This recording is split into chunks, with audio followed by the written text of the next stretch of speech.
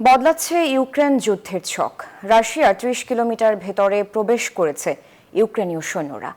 ঘটনার সত্যতা নিশ্চিত করেছে মস্কো। নিরাপত্তার জন্য সীমান্তের দুই পাশ থেকেই নাগরিকদের সরিয়ে নিচ্ছে তারা। এমন অবস্থায় জেলেনস্কি জানিয়েছেন তার সেনারা আরও কঠোর প্রতিরোধ গড়ে তুলতে প্রস্তুত।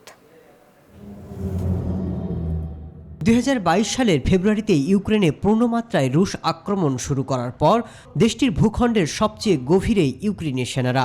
রাশিয়ার কাছে ইউক্রেনের এই হামলা ছিল অপ্রত্যাশিত।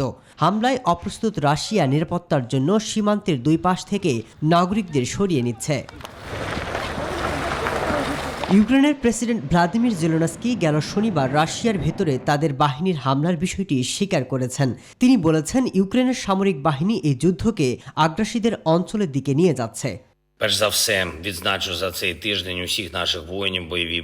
সামরিক বিশেষজ্ঞদের চোখে রাশিয়ার ভেতরে ইউক্রেনের এই হামলা ক্রেমলিনের দুর্বলতাকে সামনে এনেছে। তবে রুশ প্রেসিডেন্ট ভ্লাদিমির পুতিন এটিকে বড় ধরনের উস্কানি হিসেবে দেখছেন। রুশ সেনাপ্রধানের দাবি, ইউক্রেনের হামলা ঠেকানো হয়েছে, তবে ইউক্রেন সেনাদের এখনও সীমান্তের ওপারে পাঠানো যায়নি। কুরুক্স অঞ্চলে বাড়তি সেনা পাঠানোর পর পরিস্থিতি স্বাভাবিক রয়েছে, তবে ইউক্রেন দ্রুত সেখানে সেনা বাড়াচ্ছে। এমন অবস্থায় রাশিয়া ইউক্রেন যুদ্ধ ভিন্ন দিকে মোড় নিতে শুরু করেছে বলেও মত অনেকের।